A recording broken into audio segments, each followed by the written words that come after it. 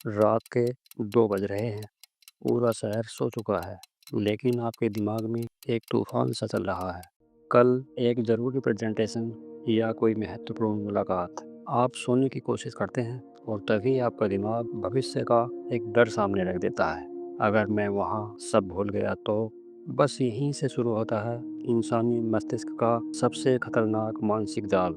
अगर ऐसा हो गया तो का एक अंतहीन चक्र। अगर कोई दुर्घटना हो गई तो? अगर अस्वीकार कर दिया गया तो?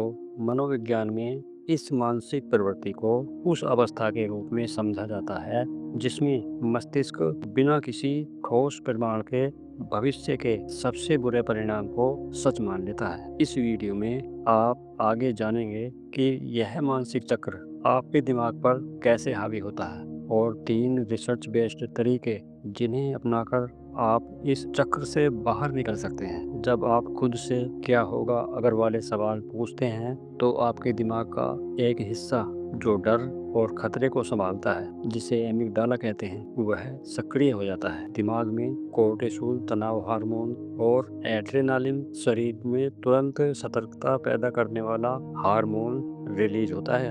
हार्वर्ड यूनिवर्सिटी की एक स्टडी बताती है कि हम जागते समय का लगभग 47% हिस्सा उन चीज़ों के बारे में सोचने में बिता देते हैं जो उस समय वास्तव में हो ही नहीं रही होती। इस मानसिक अवस्था को डिफ़ॉल्ट मोड नेटवर्क कहा जाता है। दिमाग असली खतरे और कल्पना से बने खतरे में फर्क नहीं कर पाता।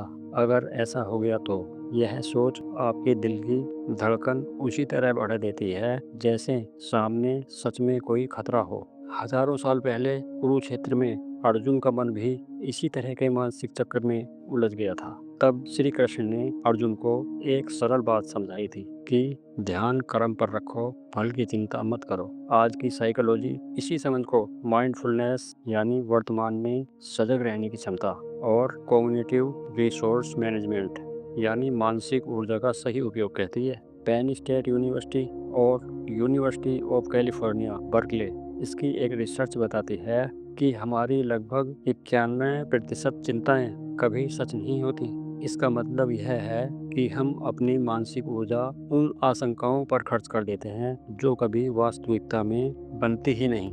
अगर आप इस मानसिक चक्र में फंसे हुए हैं तो ये 3 साइंटिफिक तरीके आपकी मदद कर सकते हैं। पहला तरीका है सो व्हाट टेक्निक्स यानी स्वीकार करने की प्रक्रिया। जैसे ही आपका दिमाग कहे अगर ऐसा हो गया तो खुद से पूछिए तो क्या सबसे बुरा क्या हो सकता है, उसे मन ही मन स्वीकार कर लीजिए। बस वह डर वहीं कमजोर पड़ जाता है। दूसरा तरीका है 555 रूल यानी दृष्टिकोण बदलने का तरीका। खुद से पूछिए क्या यह बात 5 महीने बाद मायने रखेगी या क्या 5 साल बाद मायने रखेगी। अगर नहीं तो इसे 5 मिनट से ज़्यादा अपने दिमाग में मत रखिए। तीसरा कॉग्निटिव रीफ्रेमिंग यानी सोच को दोबारा दिशा देना। अगर सब गलत हो गया इसको बदलकर अगर सब उम्मीद से बेहतर हो गया इसमें सोचिए। यह अभ्यास दिमाग के निर्णय लेने वाले हिस्से को मजबूत करता है और डर को संतुलित सोच में बदलने में मदद करता है। याद रखिए आपका दिमाग एक शक्तिशाली कंप्यूटर है।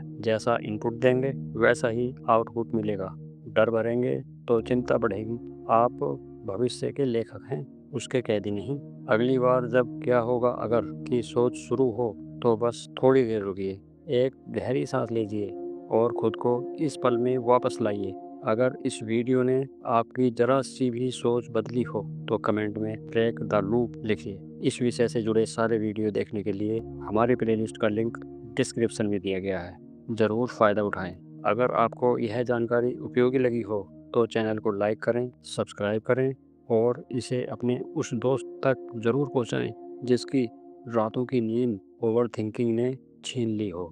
मैं हूं MS चीमा। मिलते हैं अगले वैज्ञानिक सफ़र में। नमस्कार।